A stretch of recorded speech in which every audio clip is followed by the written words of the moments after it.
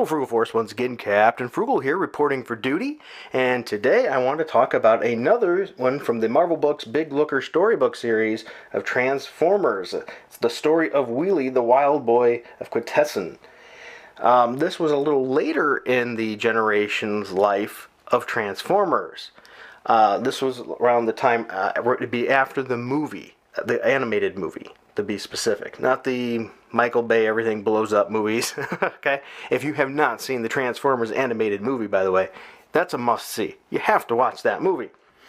All right, so with that being said and done, if you do like these videos, please be sure to hit like and subscribe and hit that notifications bell. If you want to help us too, you can look to the info bar below.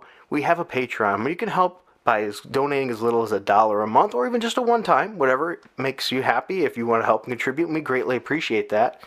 If we haven't already, when I've released this video, it's coming. We're going to be doing some giveaways too, so keep an eye out for that. We've got some really cool stuff coming, trust me on that one.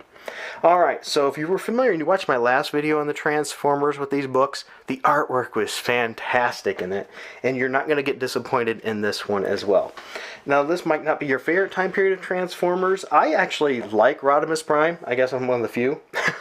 I don't know. I did. I always enjoyed that character. Here we are, the Transformers More Than Meets the Eye, the story of Wheelie. And it's a screenplay by Ron Friedman, written by Sonia Blackwoods, and illustrated once again by Earl Norem. So you know the artwork's going to be really good. This one was done in 1986.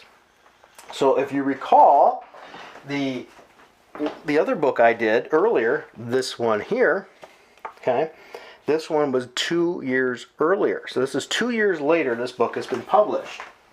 All right, so let's take a look. So here we are with this more recent group of Autobots that was introduced to us. We got Wheelie over here. Once again, the artwork is, as you see, really dynamic and good. Look at that. You can clearly tell he's falling out there. I'm not going to go much into the story on this, okay, but they are good. Look at these guys. Awesome. There's Wheelie there. I was never a big fan of this character. If you were, let me know in the comments. Were you a fan of that character? Look at that, and he jumping up through here. Remember these guys from the movie, the animated movie? If you didn't watch it, you don't know who they are. Okay? So there we are. They wanted to recapture the alien Autobot boy. And I think maybe that's what they were thinking. A younger Autobot to make a connection to people, you know, to kids. That's why they had the humans involved, too, to make that connection. Here we are. Look at this Cup. I did like this character. I liked him a lot.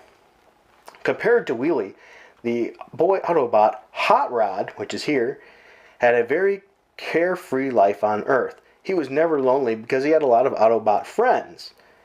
The wise old Autobot Cup and the girl Autobot would be right here too, which I believe she was the very first female Autobot ever introduced, which evidently then now they started having sexual orientation to them, which is interesting because before they were just all guys. So now there's females. There was Dinobots they added to the lore. So they're really expanding upon the characters in the series. There we are here. The fight was smooth sailing at first, but as they flew deeper into space, the ship began to rattle. So, as I said, I was a big fan of Hot Rod as well as when he became Rodimus Prime. Now, granted, I liked Optimus Prime a lot. Okay, matter of fact, I liked Hot Rod as Hot Rod more than Rodimus Prime. You know, before he came Rodimus Prime. Optimus is always awesome. So look at the artwork here, though. Really cool. Well done. Look at Cup. Once again, another crash ship. Excellent artwork. There's Wheelie when they find him. He's made his own slingshot.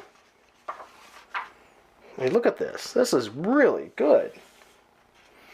I don't know if I'd say this is as good as the previous book of Transformers I did, but ultimately it's still very, very good artwork.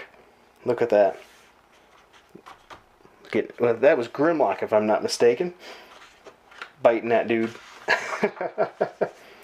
And here we go at the end. They're going to leave. Once again, the artwork is great through and through. The stories were pretty darn good, especially for a kid of that age. I would strongly recommend this book too. If you could find it for cheap, go ahead and snag it. They start getting a little more expensive during this time. I think they love them around $1.99 or $1.95, somewhere around that area. But they were still really good books that you could read. You know, to kids, you can read them multiple times, so you can get a lot of use out of them, and you can enjoy it too. I know I did. Well, I hope you enjoyed this video, and until next time, keep it frugal.